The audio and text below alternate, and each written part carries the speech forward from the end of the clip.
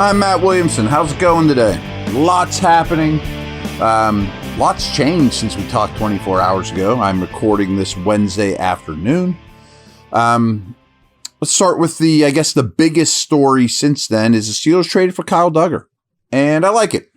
Now, it does kind of smell like you're chasing past glory with yet another defensive back. And I'm not saying Slay and Ramsey and Thornhill and Peppers and Clark are all garbage. But they have gone after these dudes that are older and have seen better days. And some of them have seen phenomenal better days. And that being said, it doesn't mean that it's a bad process or they don't know how to evaluate defensive backs. But I am open to that possibility that, hey, quit chasing a lot of these same type of dudes. But let's just talk about Duggar because I'm a fan. And he costs you very little. Yes, you got to pay him the rest of the year. Then you can get out of this contract, which I assume they will. It's a bad contract, by the way. That's part of the reasons the Patriots got rid of him. Is this last regime, the one between Vrabel and Belichick, were frankly very bad at their jobs and signed a lot of bad deals. And I do think, as was the case with Peppers in New England, I know for a fact, basically, that they want to get the Belichick people out of there and really start anew with Vrabel and May. And I think that's smart. They also kind of lucked into two no-name type safeties in Hawkins and Woodson that are cheap and good for them. That's good scouting, you know. And so Duggar became their number 3 safety, and Peppers became expendable as well. And they also, neither one of those guys is a great scheme fit for Vrabel. You know, so Belichick wanted guys that could do a lot of stuff, you know, positionless football, including Keon White, who they also traded to the Niners yesterday, where Vrabel's a little more strict with it. You know, like, I want a free, I want a strong. I mean, exactly. Anyway, what are the Steelers getting in Kyle Duggar? We don't exactly know. He had an ankle injury a little over a year ago and hasn't quite been the same since. But coming out of Lenoir-Rhyne, a tiny, tiny school, this guy was a top 50 pick. I think he was like the 10th pick in the second round. He is. And you don't do that. Safeties out of Lenoir-Rhyne, if you're good enough, to get drafted, are 6th-round players, not second rounders. But he was a physical marvel at his combine. Big, fast, explosive. Every drill was a killer. And came in the league sort of slow, but I really thought a year ago, or maybe it was from 2023 season, that this guy was going to be Pro Bowl. I thought he was really trending the right direction, a real force, like I said, a physical marvel. Now, he is not a great coverage player. My Twitter handle at Williamson NFL, I tweeted out all his alignment data over his years. Yes, he's played some free. Yes, he's played some slot, but basically he's an old school strong safety that will smash you. I mean, he really plays hard and is an aggressive tackler, as is Peppers. They have a lot of similarities, actually. He's big. He will do a lot of the Elliott stuff, but you don't want him in single coverage a lot. He's really good against the run. And I think he's worth the risk for a late pick swap that doesn't really matter. Now, where I kind of got off track yesterday was just by Tomlin's press conference. I was really encouraged by the Elliott situation. I think there's a good chance by the time you listen to this, he ends up on IR for at least the next 4 weeks, not season ending.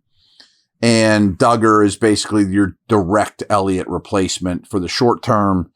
And then when Elliott comes back off, we'll figure it out. That's just the tea leaves I'm reading here. And I also think before I get too far out of, the safety conversation, it sounds like there's a really good chance we see a lot more Peppers. So Peppers and Duggar might be your free, Duggar your strong going forward, or at least for the short term, which, hey, I'm all for. It's got to be better than what you've had other than Elliott there. So all in all, I'm a fan of the trade. You didn't give up a whole lot.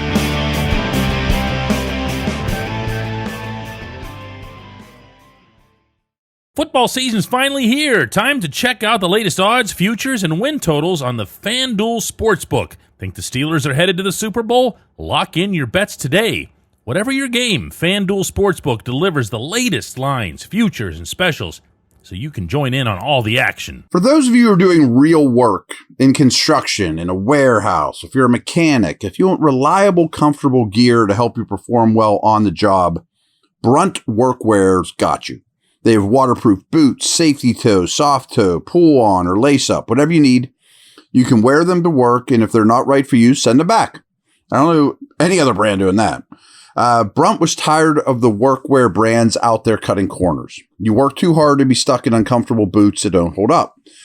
So they built something better. Boots that are insanely comfortable and built for any job site. And for a limited time, our listeners get $10 off.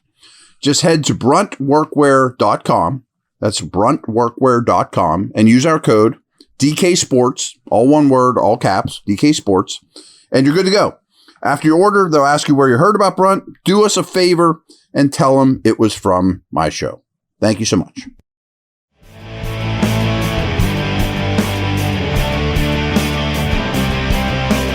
Duggar aside, this is what I really wanted to talk about with you guys.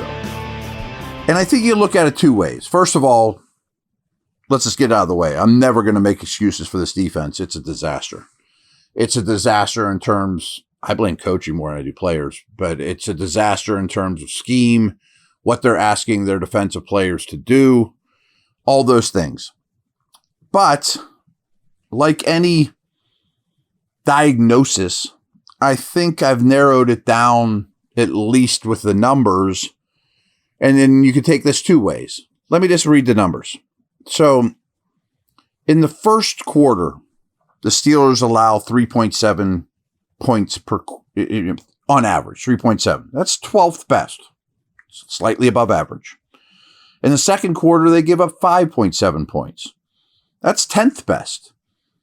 That is above average. In the third quarter, they allow 3.9 points on average. That's the 8th best. So we know this team gets gashed like crazy and allows a ton of points and is playing really bad defense. But in quarters 1 through 3, they're above average. 12th, 10th, and 8th. That might blow some of you away. I was shocked. I would have guessed it's not so good. Well, here's the other shoe, obviously. They are last in the league in fourth quarter points allowed. 11.7. Last.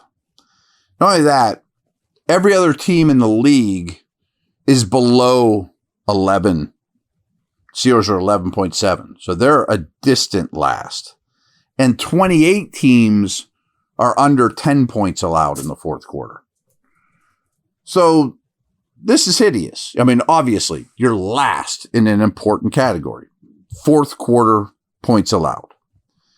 But why I said it might be a slight positive is, again, I'm sure they know this, but they don't let us attend their defensive meetings.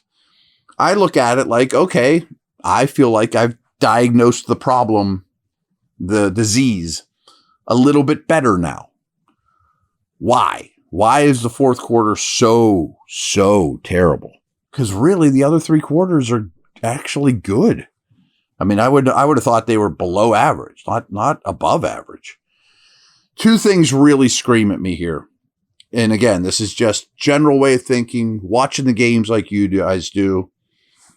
First one is, I think schematically, they get exposed more and more as the game goes on.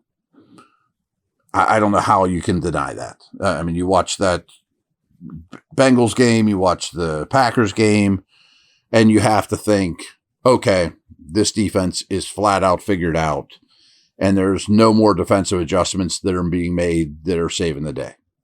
Okay, that's bad. No question. But I also wonder, or strongly suggest, that it's a fatigue thing. That as the game goes on, you're not as fast, explosive, fresh, and that's true for every defense on the planet at every level of football. But this one's much more drastic. Now, to me, there at least is some reason to think that you could make this a little better. Now it's going to be a group effort. I say this, I feel like every podcast with you guys. Time of possession is killing this football team. They are so bad at it. And it's starting to show in a big way with the defense. And like a snowball rolling downhill, it's only going to get worse. You're going to have more injuries. It's becoming more pronounced week to week. There's no more bye weeks. There's no long weeks after a Thursday night. And compounding things, this defense is very old. So are these older guys less likely to be able to, to be fresh in the fourth quarter? I think the answer has to be yes. So, can you use more of a rotation? I don't know if they'll do any of this. I'm just suggesting it. How do we remedy this massive problem of allowing tons and tons of points in the fourth quarter? Well, maybe in quarters 1 through 3, you play Watt and Hayward less and rotate in other guys. Maybe you have to start calling your offense a little bit different with time of possession in mind. Are we sure we're going to run or throw here? Well, maybe we should run. Maybe Jaylen Warren should get more than 3 carries in the second half against Green Bay in a game you were winning coming out of halftime, and we're getting the football. Things like that. Now, does that mean they will do any of these things? I have no idea. I mean, they're not listening to me, nor should they. Maybe you fake a punt once in a while more than you would have, just to steal a possession, possibly. Maybe you go for it on 4th a little bit more, just to keep the offense on the field. But there's this huge gaping wound in its fourth quarter defense. I think you have to look at it from every angle, and that's what I'm trying to do and relay to you guys, of how can you make that better. In the end, you might just stink on defense. It's possible, but you got more games to play, and you got to game plan accordingly, and I think you're nuts if you don't recognize this gaping wound.